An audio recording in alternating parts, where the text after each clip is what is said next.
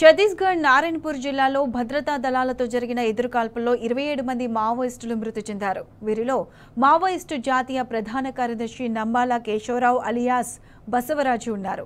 నంబాల మృతి చెందారని కేంద్ర హోంమంత్రి అమిత్ షా ధృవీకరించారు.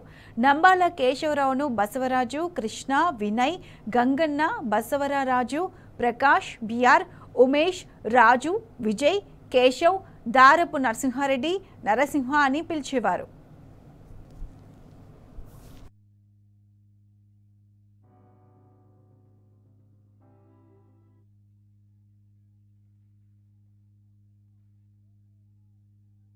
बीजापुर के सीमावर्ती अबुजमार क्षेत्र अंतर्गत प्रतिबंधित एवं गैरकानूनी सीपीएमओरी संगठन के जनरल सेक्रेटरी बसवराजू बीआर दादा डीकेएसएफसी कैडर्स एवं अन्य पीएलजी फॉर्मेशन का कैडर्स को उपस्थिति का सूचना के आधार पर जिला नारायणपुर, दंतेवाड़ा, कोंडागांव एवं बीजापुर का डीआरजी टीम नक्सल विरोधी अभियान की रवाना हुई है।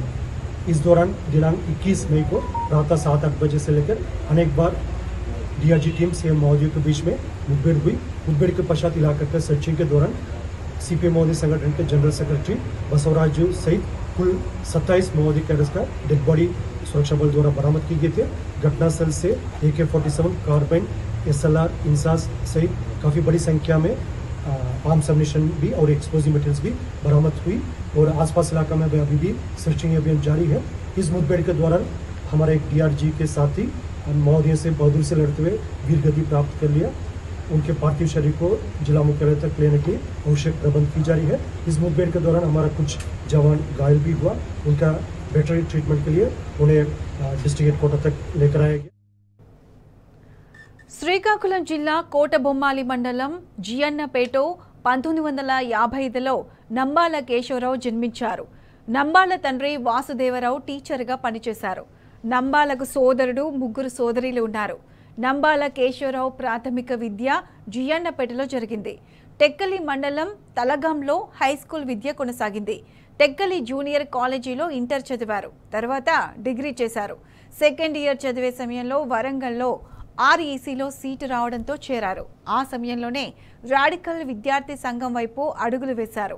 1984లో ఎంటెక్ చేసే సమయంలో CPI ML people's war group సిద్ధాంతాలు, భావజాలం వైపు ఆకర్షితులయ్యారు. దీంతో ఎంటెక్ మధ్యలో ఆపివేయాల్సి వచ్చింది.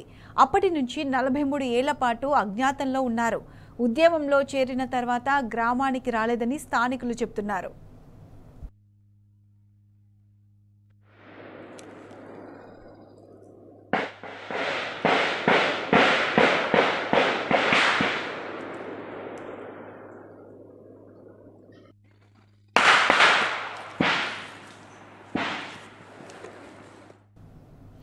మావోయిస్టు పార్టీలో నంబాల కేశవరావు కీలక పాత్ర పోషించారు. పార్టీ వ్యవస్థాపక సభ్యుల్లో కేశవరావు ఒకరు. 2010 ఏప్రిల్లో ఛత్తీస్గఢ్ చింతల్నార్లో గస్తీ వెళ్లి తిరిగి వస్తున్న CRPF జవాన్లపై మావోయిస్టులు విరుచుకుపడ్డారు. ఘటనలో 74 మంది జవాన్లు మృతి చెందారు. 2013లో సల్వాం జుడు వ్యవస్థాపకుడు మహేంద్ర కర్మపై దాడి ఘటనలో వ్యూహం పన్నింది కేశవరావే. ఆ దాడిలో మహేంద్ర కర్మతో పాటు 27 మంది మృతి చెందారు. మిలిటరీ దాడుల వ్యూహకర్తగా నంబాల కేశవరావుకు పేరు ఉంది. మిలిటరీ ఆపరేషన్లో సిద్ధహస్తుడు. మిలిటరీ వ్యూహాల రూపకల్పన, అమలు, ఆయుధాల వ్యాపారులతో సత్సంబంధాలు జరిపేవారు. కేంద్ర మిలిటరీ కమిషన్ కార్యదర్శిగా 10 ఏళ్లు విధులు నిర్వహించారు.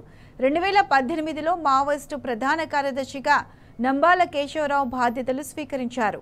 అప్పటి వరకు బాధ్యతలు నిర్వహించిన గణపతితో పోల్చితే కేశవరావు దూకుడు స్వభావం కలవారు. ప్రతిఘటిస్తూనే లక్ష్యం చేరుతామని నంబాల కేశవరావు నమ్మేవారని పోలీసులు చెబుతున్నారు.